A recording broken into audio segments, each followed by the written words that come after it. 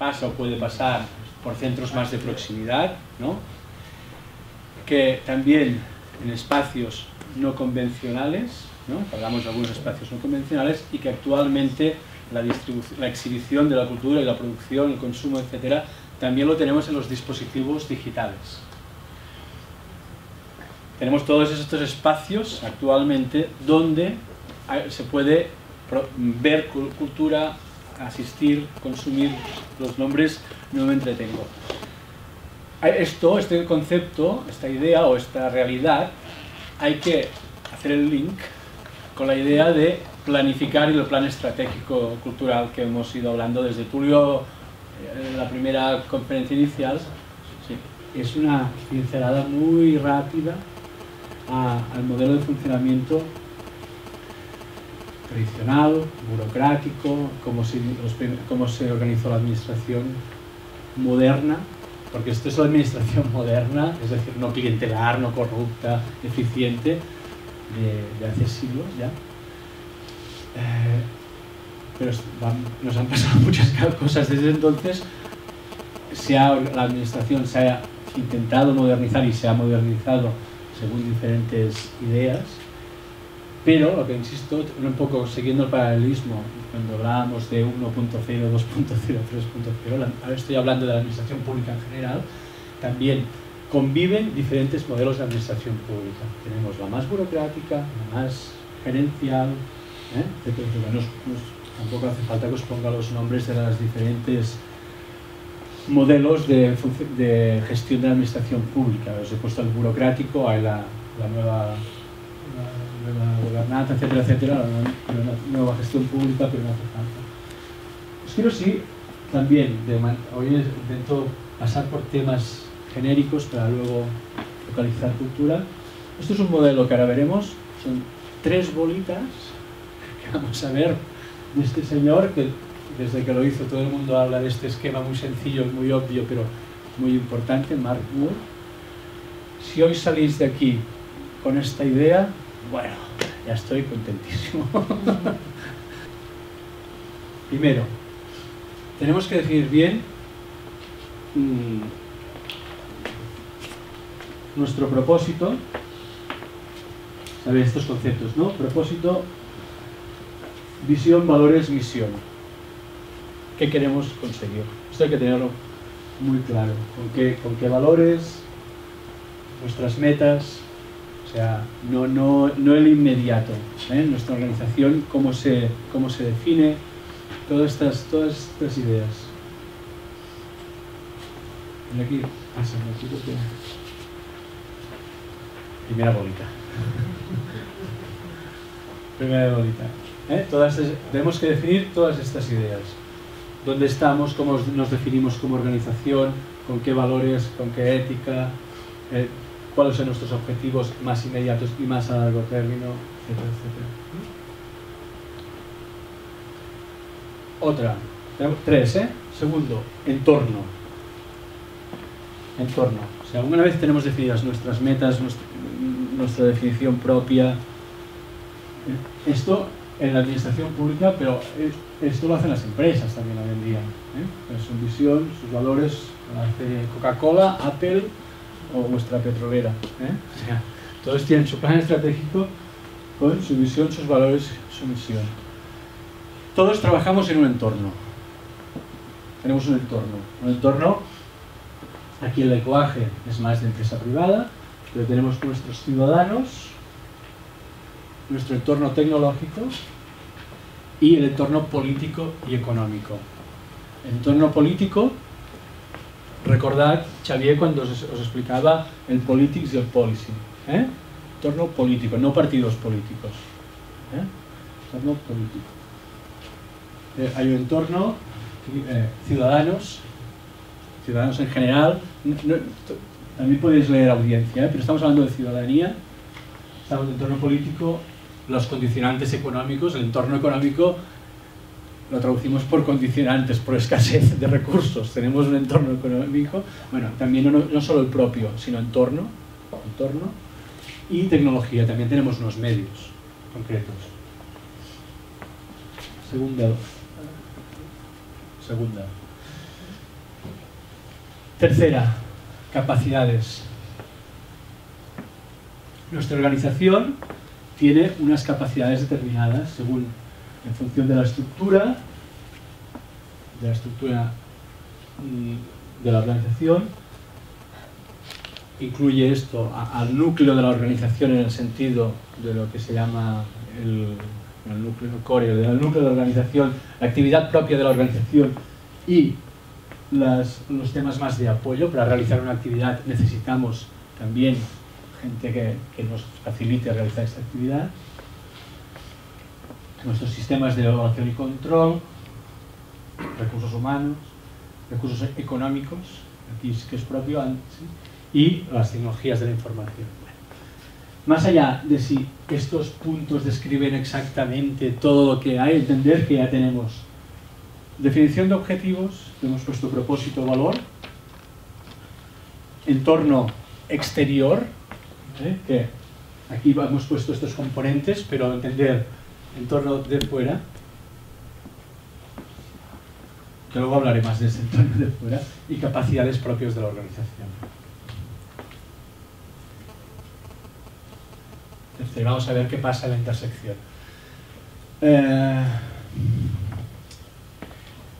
Entorno político también es, que es muy importante, es decir, nosotros estamos aquí. Nosotros estamos, cada uno de vosotros está aquí, con sus capacidades, su estructura, sus recursos económicos, su tecnología, buen día, etcétera, etcétera. Tiene que tener siempre claro, con los incendios diarios, con el POA de octubre y con los programas, ¿dónde quiere llegar? Esto hay que haberlo definido previamente y hay que tenerlo siempre presente. ¿De acuerdo? Pero no estamos solos. No estamos solos, quiere decir que podemos tener desde mandatos políticos. Mandatos políticos, tenemos una definición de legislatura política en que dice las prioridades son estas, o hay que trabajar estos aspectos, lo que sea. Entorno económico y tecnológico, ¿no?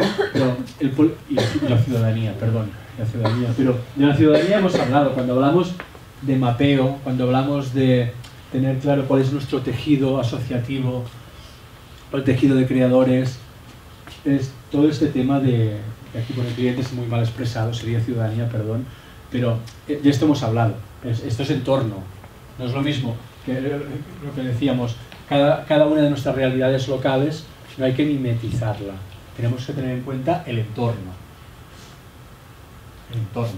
la realidad socioeconómica, el mandato político, nuestra red de creadores, o no red, o no existencia de creadores, los gustos, tema genérico complicado, de los gustos de nuestra ciudadanía, de nuestra audiencia. Todo esto hay que tenerlo en cuenta, porque si no, no puedes tú proponer en el vacío. Tienes que saber o sea, ni se te puede enfadar el entorno político, porque tenemos un problema, digamos, lo conocéis muy bien, ni podemos proponer, no podemos proponer tampoco sin tener en cuenta con quién al final tenemos que interactuar, que va a ser los ciudadanos. Está claro, ¿no? ¿Quién tiene planes estratégicos? Latillo ya levantó la mano el primer día. ¿Quién más tiene? Todas las instituciones públicas tienen que ser el POA. Yo no lo sé, esto lo he oído vos, el POA, pero no es plan estratégico, el POA es anual, ¿no? Exacto, es el plan operativo. Claro, es operativo. Estratégico. Claro, sí, el plan operativo tendría que ser una consecuencia de tus planes estratégicos. Tú tienes un plan estratégico a los años que decidas. Bueno, hay una inercia de hacerlo que coincide con la legislatura política, digamos, pero no tendría por qué ser así, pues, según qué planes estratégicos pueden ser más largos, a 10 años, por ejemplo. Y anualmente ese plan operativo será en función de tus valores, tu misión, tus objetivos, etcétera, y tu contingencia, tus recursos económicos, tecnológicos, etcétera, etcétera. Y ¿no? Operativamente te pueden ir cambiando las prioridades también por el entorno político, por ejemplo. Si no, el POA, el plan operativo, lo puedes acabar realizando que sea como el anterior más o menos y cambiamos algunas cosas, ¿no? Lo hemos hecho todos. No es no es un plan operativo de base cero, en el sentido de que cada año te lo planteas de cero. No, no. Tú tienes un recorrido, ¿no? Es normal. Pero todo esto tendrías que parar un poco. No en octubre es mala época. En octubre es mala época, eso lo tienes que hacer en octubre. Pero una vez hecho, ahora ya está el 2014, digamos, frenar y decidir, a ver, de todo lo que hacemos vamos un poco a priorizar, porque nos estamos volviendo locas y locos, ¿no? Yo creo O no conseguimos los objetivos deseados, que no formarían, o sea, tú tienes que tener muy claro hacia dónde quieres ir. Por el camino pasan muchas cosas, digamos, ¿no? Anualmente pasan muchas cosas, pero el pensamiento, lo que se dice pensamiento estratégico, es muy importante. Y entonces quería introducir un concepto importante, no olvidar que estamos en el sector público. Entonces, si os decía, este esquema puede funcionar en otras organizaciones, nosotros nuestro objetivo siempre no hay que olvidar que es maximizar el valor público que se crea. La idea de valor público. En educación, en cultura, si nosotros hacemos... Podría ser el ejemplo también de Xavier con las carreteras para ir ligando conceptos, ¿no?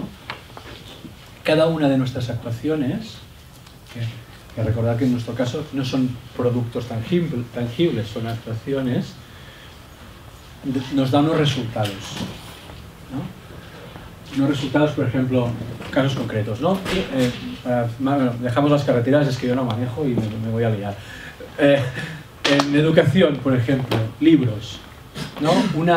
Un programa que sea, bueno, ¿qué dijo el de los chicos de 18 años, cuando cumplen 18, una carta de consejero de cultura que te diga felicidades, ¿no? Por los 18 y te regala una suscripción a la revista que tú deseas. A partir de ahí nosotros podemos tener tantos jóvenes de 18 años adquieren esta revista, han renovado la suscripción. Vale. Esta actuación genera unos índices, unos índices de resultados. Pero muy bien, a partir de aquí podemos transferir o podemos generalizar y decir, ¿el índice de lectura de los jóvenes ha aumentado? No.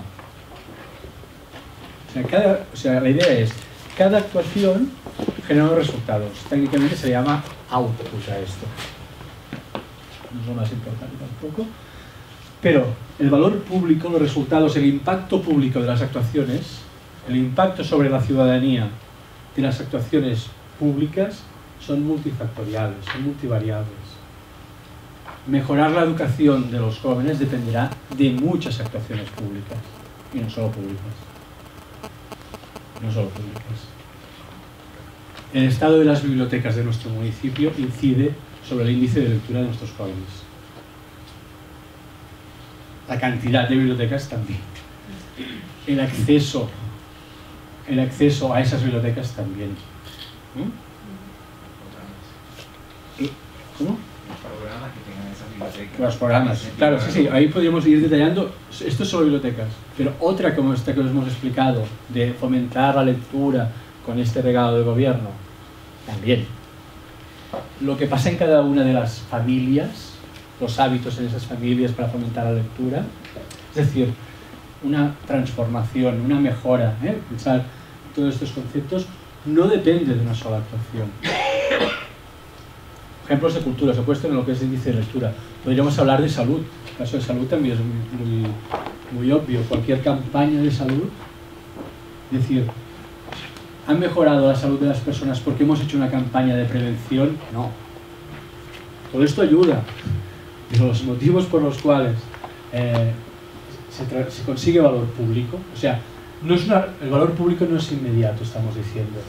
Son objetivos, es aquella primera bola de donde nosotros queremos, o sea, generación de valor público automáticamente generar impacto sobre la ciudadanía, transformar, mejorar, progresar. Esto tiene que estar en el plan estratégico de alguna manera, hay que tenerlo presente. Pero ni pensar que aquello que hacemos, por eso es difícil de medir, ni pensar que un programa nuestro lo va a cambiar todo, vamos a conseguir que venga mucha más gente al teatro. Pues, como dice la canción, depende. Jarabe de Palo son de Barcelona. Como dice la canción, depende. Es decir, nosotros podemos tener un programa que consiga unos resultados excelentes, que aumente la asistencia al teatro, pero ¿hemos conseguido un impacto a largo plazo? No. A lo mejor lo hemos acertado con esa programación aquel año, o la semana, o aquel mes. Pues habrá son muchas cosas que consiguen la creación de valor público. El ejemplo de carreteras, o sea, os estoy poniendo, si ya entendéis, decir, Sergi, pasa pantalla, me podéis decir, pasa pantalla, que lo hemos entendido. Y el otro aspecto, no sé si es la otra cara de la moneda, pero al lado hay que tener, es que tiene que ser un beneficio general. Lo que tú estás proponiendo sirva para el beneficio general de la población, no para intereses particulares. Esto es evidente también. Cuando decimos creación de valor público, también hay este componente de no actuar. O sea, hay que siempre, digamos, es un tema también de valores públicos y de ética pública. Hay que vigilar, no generar, si no es que coyunturalmente puede estar justificado la utilización, pero si en el tiempo lo que estás actuando está generando beneficios particulares, pues aquí no estás buscando maximizar el valor público. El ejemplo de Xavier puso un ejemplo de los índices de mortalidad de las carreteras. Dice, hay que definir muy bien el issue, el problema, el tema, ¿no? Es decir, pero hay gente que dice lo que hay que hacer es mejorar las infraestructuras, lo que hay que hacer es campañas de prevención para que la gente conduzca de manera más segura, el carnet por puntos, poner el cinturón de seguridad. Depende cómo lo definas, harás una cosa u otra, pero cada una de las actuaciones por ellas, los resultados de cada una de las actuaciones, o sea, él explicó cómo algunas actuaciones son más eficientes, provocan resultados mejores que otras. Pero seguramente el impacto del valor público es el conjunto de todas ellas, la educación vial en las escuelas. O sea, tú haces educación vial en las escuelas, al cabo de 10 años dicen, ha mejorado muchísimo la conducción. No, hombre, seguro que ha ayudado, pero si bebes no conduzcas, etc. O sea, son muchas, es multifactorial la generación. Lo que pasa es que también no toda la aportación alícuota, la aportación de cada una de estas actuaciones no tiene por qué ser en la misma proporción. Tú puedes tener actuaciones mucho más eficientes que otras también, ¿eh? O sea, no quiere decir que todo contribuye en la misma proporción. Yo os he explicado ahora actuaciones desde el sector público, ¿eh? Imaginaos desde la Dirección de Cultura, las diferentes actuaciones, buscar el valor público, buscar el impacto que tiene. A lo mejor no solo de cultura, desde educación también es muy importante qué hacen, desde la labor social. Entonces el impacto es multifactorial, pero no solo desde cultura, digamos, sino los diferentes departamentos administrativos. Pero, y es esto lo que ella apuntaba, el impacto, el valor público, depende de factores que no controlamos ni controlaremos nunca. También los parqueros, bueno, no contamos, podemos trabajar con ellos, pero es decir, hay factores que no dependen de nosotros, que no dependen de nuestra actuación. La luz en el poste, la calle rota. Pero si afectan la gestión, o un artículo en la prensa, que te diga que lo que haces, ¿no? Determinados municipios en todo con las mascotas, quizás, con una política pública de carácter cultural. Sí, o que imagínate que hagas una promoción con un cartel, no guste el cartel y crea un rechazo, yo qué sé. Cualquier tema de estos te puede ir en contra, o puede ser multiplicador y ir a favor, ¿eh? O sea, las dos cosas, pero... Y vamos a hablar un poco de esto, tenemos que contar también con los demás, ¿no? No solo desde la organización. La tarea central sería crear valor público, para ello se demanda primero identificar cuál es ese valor. Ese valor, a diferencia, claro, en una organización privada, no es maximizar valor público, es maximizar beneficios, es bastante más fácil de medir, ¿no? Y no es unidimensional. Maximizar el valor público también, hay un tema que lo hace difícil de medir, ¿eh? Es que la percepción que tiene la ciudadanía de mejora de su situación, del impacto que le produce lo que le estás proponiendo. Hay todo un apartado subjetivo de cómo valora, valor público, cómo valora nuestra gente, nuestros ciudadanos, nuestra población, tus actuaciones. Todo esto es todo otro campo que no entraremos porque no sería un agujero negro, pero nos llevaría mucho tiempo, digamos, que es... hay que tener en cuenta que no es solo un tema objetivar resultados impactos y es una fórmula matemática que decimos estas actuaciones, todas estas, restamos parqueros, restamos prensa, sumamos esta revista y tenemos la fórmula, el sumatorio de sumas y restas, tenemos impacto, sino que hay que hablar también con la gente para que entienda lo que estás haciendo y por qué lo haces, con qué objetivos, para que pueda valorar, muchas veces para que pueda valorar tus programas. Todos tenemos nuestras expectativas. Yo con mi ayuntamiento y con su departamento de cultura tengo unas expectativas. Que lo hará todo muy bien, muy bien, muy bien. No, tengo mis expectativas. En función de estas expectativas, mis percepciones, si yo tengo aquí el listón, según lo que me proponga, ¿no? Pues mi percepción de lo que me está proponiendo, de la generación de valor, será una o será otra. Para conseguir que este listón, que estas expectativas estén en un punto razonable, hay que explicarse. Si solo proponemos, bombardeamos, ofrecemos, pues muy bien que lo hagamos y muy plan estratégico y muy coordinado con otros departamentos para multiplicar el impacto, etcétera, etcétera. Hablemos con los parqueros, hablemos con la prensa para explicarle por qué nuestros programas, qué objetivos quieren llegar como estratégicamente, etcétera, etcétera.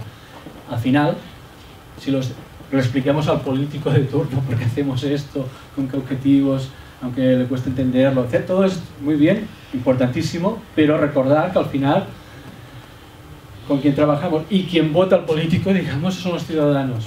Por tanto, son ellos también los que tienen que valorar lo que estamos haciendo, lo tienen que valorar en el sentido de, bueno, cualquiera de nosotros también somos ciudadanos, ¿eh? O sea, cuando nos dicen, yo qué sé, te tienes que poner obligatoriamente el casco de moto, si no te lo explican, tú a lo mejor esto lo percibes como, yo qué sé, una coerción de tu libertad individual, etcétera, etcétera. Desde la administración se te tiene que explicar bien por qué esto no es una obligación, no es una prohibición, etcétera, etcétera, para que tú lo valores. El valor público también tiene mucho que ver con los valores y preferencias de los individuos, de las personas. Las múltiples preferencias son mediadas por las elecciones, por el sistema representativo. Tienen que ver los métodos analíticos para medir este valor público, esta creación, pero es importante también esta percepción. Leo esto, pero voy avanzando, porque me parece que se nos ha pedido bastante.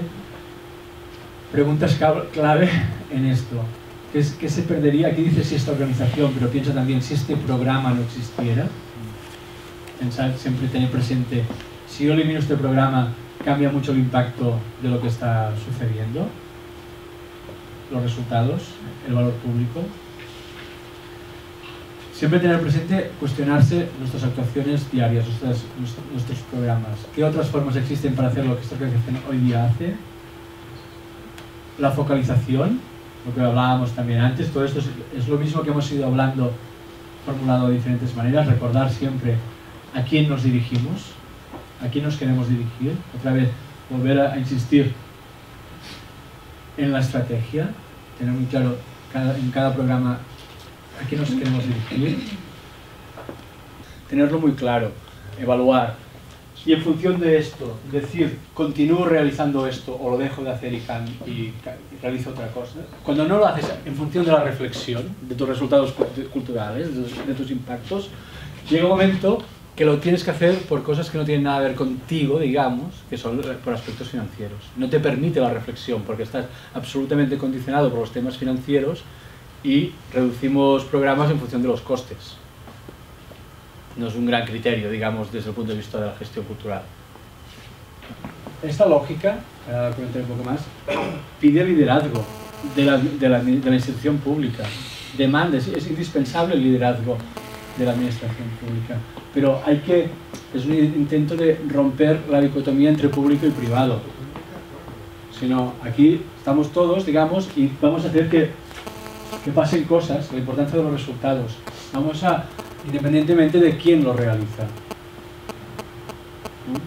O sea, es focalizar esa lógica relacional, la importancia de los resultados. El protagonismo del concepto de necesidades sociales. Vamos a resolver problemas. Vamos a resolver necesidades sociales. Pues, ¿cómo? Varias ideas. los intereses colectivos dejan de ser del patrimonio del Estado. O sea, esta idea, Carlos, de los intereses colectivos no son solo del Estado. Entonces, vamos a hacer que participe no solo el Estado de la toma de decisiones, y esto tiene que ver con los municipios, el principio de subsidiariedad.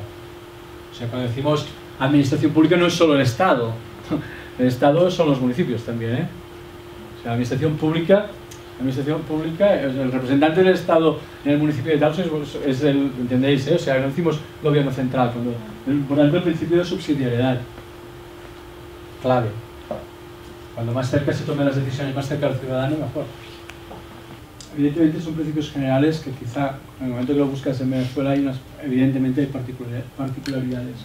Intento poner un ejemplo de lo que quiero expresaros. No sé si lo hago muy bien, ¿eh? Pero lo intento, es decir, los galpones. Es un espacio privado. Está en un municipio de aquí. Sucre. Cuando tú realizas tus programas en relación que tienen que ver con artes visuales, con artes plásticas, tú tienes que tener en cuenta que en los galpones pasan cosas. Bueno, digo artes visuales porque yo lo vi un rato pequeño, sé que hay una librería para actuaciones musicales, pero yo hablo de galerías, etcétera, etcétera. Tú tienes que tener en cuenta que hay un centro importante, me pareció potente, ¿no? Los galpones, ¿no? Pues tú tienes que poder establecer alianzas para programar conjuntamente, para realizar actividades conjuntamente. ¿Entendéis? Eso es todo lo que quiero decir. Y yo os quería, dos pinceladas porque no hay tiempo. Antes os decía, fuera de la administración hay vida, es por esto decíamos de construir consensos. Os voy a poner dos ejemplos.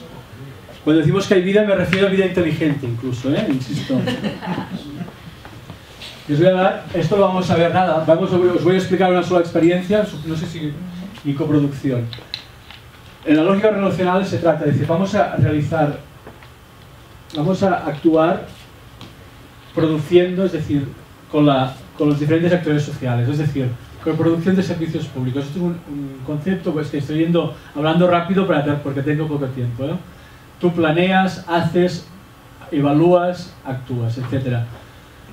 La participación ciudadana, el concepto de participación ciudadana, digamos, evoluciona, coge diferentes nombres. Actualmente en gestión pública se habla de coproducción de servicios públicos, es decir, tú puedes con la gente, con diferentes actores sociales, planear, hacer, evaluar, las diferentes fases de tu intervención lo puedes realizar solo, digamos, o construyendo con otras organizaciones o con la ciudadanía. Digamos, si el origen de la participación en muchos sitios ha sido informar a los ciudadanos para recibir su opinión, evoluciona para decir, no, vamos a realizar programas conjuntamente, vamos a diseñarlos, o vamos a evaluarlos, o vamos a hacerlos. Esto es la coproducción, siguiendo en esa lógica. Coproducción son fórmulas de colaboración de la administración, y os pongo algunos ejemplos, aquí se ha pegado, pero sería desde redactar constituciones de forma participativa, y os pongo ejemplos de lejos, digamos, pero no solo del norte de Europa, sino también en Zimbabue se han redactado constituciones de forma participativa. Ideas para mejorar la ciudad de Nueva York, en esta link o esta otra, pero vamos a hablar de cultura. Coproducción en cultura. Os pongo un solo ejemplo porque no tenemos tiempo, que sería la construcción de una de las mayores bibliotecas, no sé si la mayor, igual, una de las mayores de Europa, que es en Birmingham. Construida e inaugurada no hace mucho tiempo. Bueno, pues es muy largo todo lo que explico aquí, pero es construir, para realizar lo que se dice el programa de esta biblioteca, se hizo de forma participativa con los usuarios de la biblioteca. La idea de empoderar a la ciudadanía, y en una biblioteca que no solo en estos momentos un equipamiento de este estilo ya no es evidentemente donde se consultan libros, sino donde pasan muchas otras cosas de empoderamiento de esa ciudadanía cercana a este ambiente. Es fundamental entender el proceso de aprendizaje. El aprendizaje convierte la información en conocimiento, en la visualización de estos espacios, es decir, había una antigua biblioteca en Birmingham, se cogió a toda esa gente, se construyó todo un proceso para diseñar el edificio, los espacios de ese edificio, según qué necesidades querían que se cubrieran, y luego el programa de este edificio también se ha diseñado conjuntamente con ellos y se evalúan los resultados periódicamente. Esto es un ejemplo que os pongo, no tenemos mucho más tiempo, pero me parece muy interesante lo que es, esto es un ejemplo incluso en la construcción del edificio, sus espacios y tal. Esto puede ser un programa que no pase por ningún espacio físico concreto, mucho más, digamos, sencillo, flexible, ligero, digamos. O sea, hay todos unos elementos de formación continuada dentro de la biblioteca, etcétera, etcétera. Yo creo que este proyecto de la biblioteca, la biblioteca de Birmingham, es muy interesante. Aquí en este texto, que no se lee mucho, supongo, explica, hay un resumen. También hay una página web de Library of Birmingham que explica todo esto, es muy interesante. Os invito a que entréis y explica todo el proceso del programa de la biblioteca, de la producción de la biblioteca. Y ahora sí, crowdfunding, pero también será una pincelada. ¿Quién no conoce lo que es el crowdfunding? ¿No lo conoces? ¿Alguien más? ¿Sabéis todo de qué va? Las manos es no lo conocéis. Vale. Crowdfunding, financiación colectiva. Es decir, ayer hablábamos que entre el productor de contenidos culturales y quien los recibe, la ciudadanía, el consumidor, como definamos, actualmente ya no hace falta un mediador. No hace falta ni las instituciones, ni la administración, ni las grandes corporaciones. Las herramientas digitales permiten la relación directa entre quien quiere proponer una propuesta cultural y quien la tiene que consumir. Y uno de los exponentes de esto es la financiación. Crowd, quizá falta una D. Crowd es multitud, mucha gente, funding, financiación. ¿Cómo financiamos nuestros proyectos culturales? A través de la aportación económica de particulares interesados en nuestra propuesta. Entonces existen toda una serie de plataformas digitales o páginas web donde quien tiene una propuesta cultural, es un libro, un disco, una película, dice voy a hacer una película o voy a hacer un libro que va a hablar de estos temas, si te interesa. Os explico el esquema, cómo funciona. Si te interesa, haces una aportación económica de tantos bolívares. Si aportas tantos bolívares, entonces las páginas web estas son plataformas que es una manera de financiar, de hacer el crowdfunding. El concepto lo puedes realizar de muchas maneras, perdonad, O sea, tú puedes realizar el crowdfunding por Facebook con los amigos, con tus seguidores. Tú puedes hacer un crowdfunding, que es la idea, que te financien tus proyectos personas a título individual directamente. Y hay páginas que se encargan de gestionar. Y hay páginas que gestionan aquí sería otra vez otra mediación, en este caso también. O sea, esto es una sofisticación del concepto, digamos un poco, que sería hacerlo a través de una página para no tener que tú que gestionar por el Facebook lo que es la financiación de tu proyecto.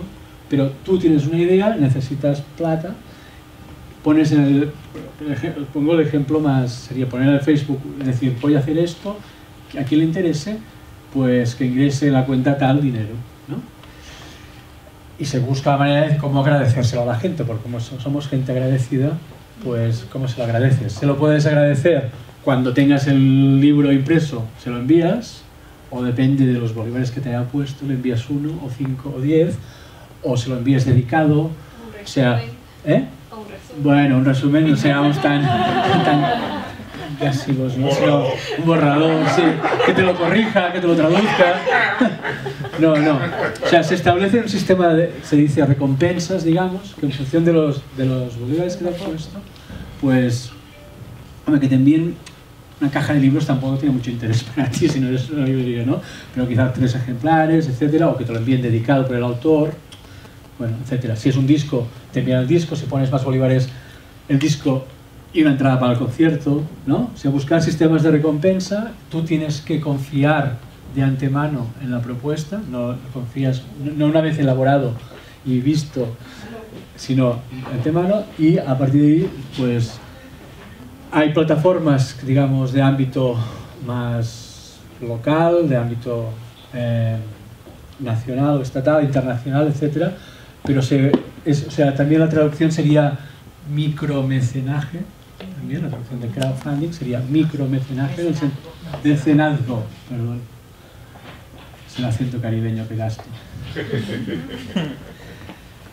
Micromecenazgo, en el sentido que se origina para financiar pequeños proyectos, pero a partir de ahí se han financiado grandes proyectos también. Hay películas con un presupuesto importante que se han financiado. Bueno, era ver las posibilidades que ofrece el que los ciudadanos nos podamos conectar entre nosotros y organizar, y la fuerza y el empoderamiento que esto supone. Esta es la idea. Si me permites, hay un vídeo de esta artista que realizó un proyecto suyo con crowdfunding, lo explica muy bien, pienso que vale la pena. Son 10 minutos, ¿eh?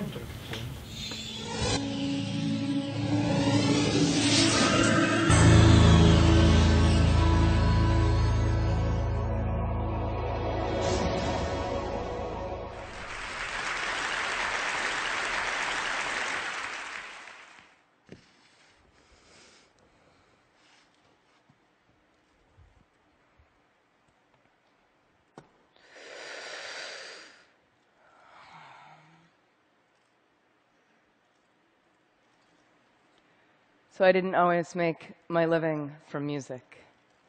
For about the 5 years after graduating from an upstanding liberal arts university, this was my day job.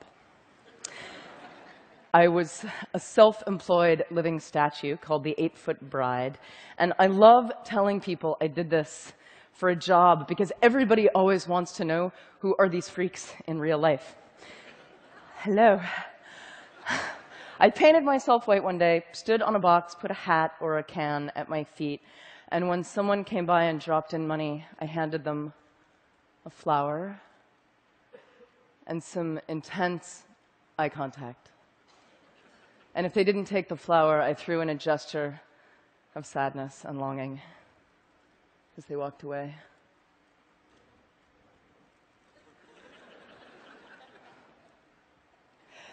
So I had the most profound encounters with people, especially lonely people who looked like they hadn't talked to anyone in weeks. And we would get this beautiful moment of prolonged eye contact being allowed in a city street, and we would sort of fall in love a little bit.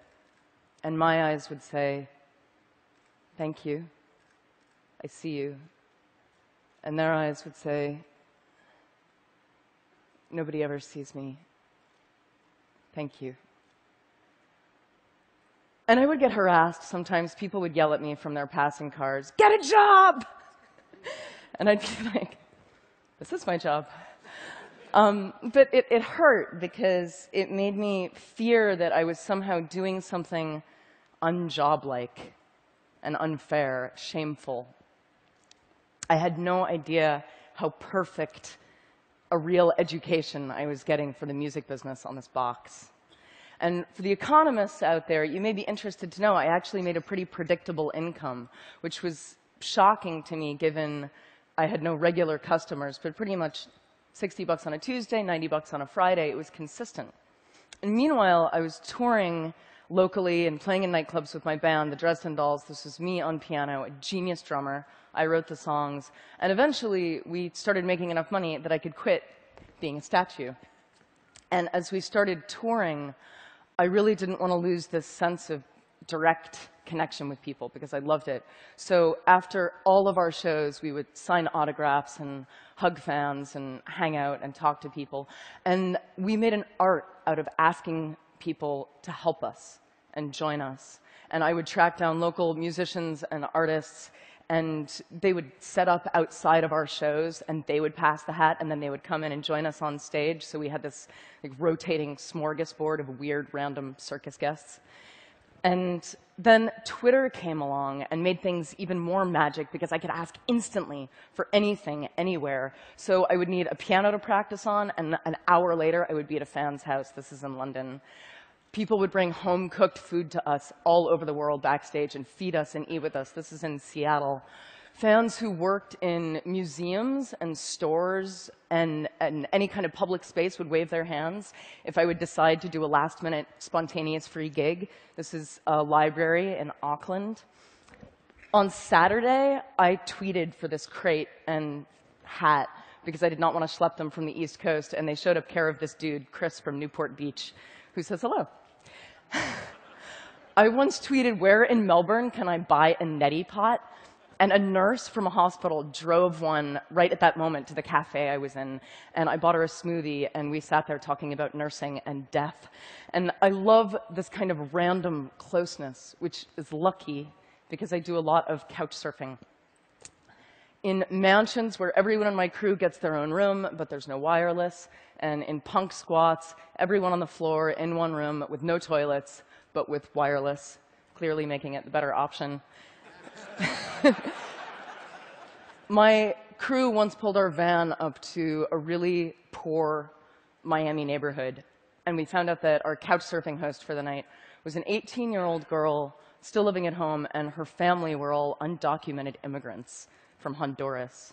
And that night, her whole family took the couches, and she slept together with her mom so that we could take their beds.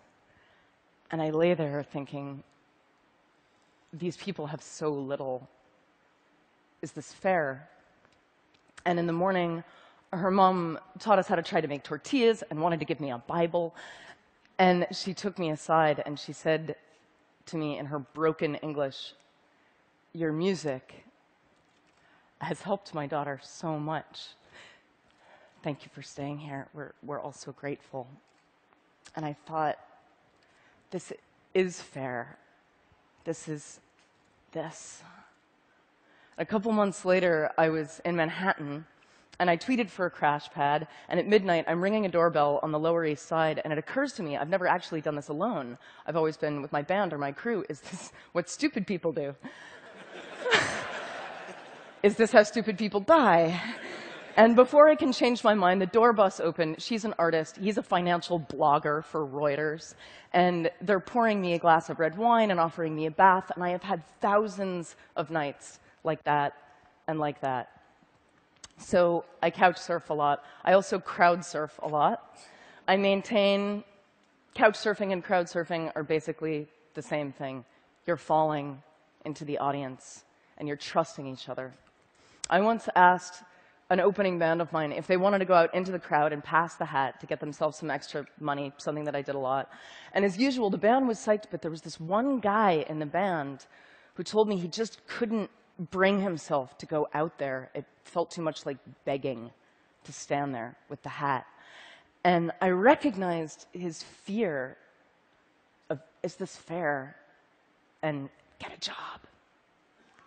And meanwhile, my band is becoming bigger and bigger. We sign with a major label. And our music is a cross between punk and cabaret. It's not for everybody. But, well, maybe it's for you. We sign, and there's all this hype leading up to our next record. And it comes out, and it sells about 25,000 copies in the first few weeks. And the label considers this a failure. And I was like, 25,000, isn't that a lot? They were like, no, the sales are going down. It's a failure. And they walk off. Right at the same time, I'm signing and hugging after a gig, and a guy comes up to me and hands me a $10 bill.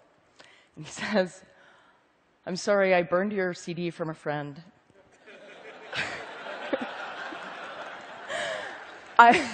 But I read your blog. I know you hate your label. I just want you to have this money. And this starts happening all the time. I become the hat after my own gigs, but I have to physically stand there and take the help from people. And unlike the guy in the opening band, I've actually had a lot of practice standing there. Thank you. And this is the moment I decide I'm just going to give away my music for free online whenever possible. So it's like Metallica over here. Napster, bad. Amanda Palmer over here. And I'm going to encourage torrenting, downloading, sharing, but I'm going to ask for help because I saw it work on the street. So I fought my way off my label, and for my next project with my new band, the Grand Theft Orchestra, I turned to crowdfunding. And I fell into those thousands of connections that I'd made, and I asked my crowd to catch me. And the goal was $100,000. My fans backed me at nearly $1.2 million, which was the biggest music crowdfunding project to date. And you can see how many people it is. It's about 25,000 people. And the media asked, Amanda, the music business is tanking and you encourage piracy. How do you make all these people pay for music? And the real answer is, I didn't make them. I asked them. And through the very act of asking people, I'd connected with them. And when you connect with them, people want to help you. It's kind of counterintuitive for a lot of artists. They don't want to ask for things, but it's not easy. It's not easy to ask.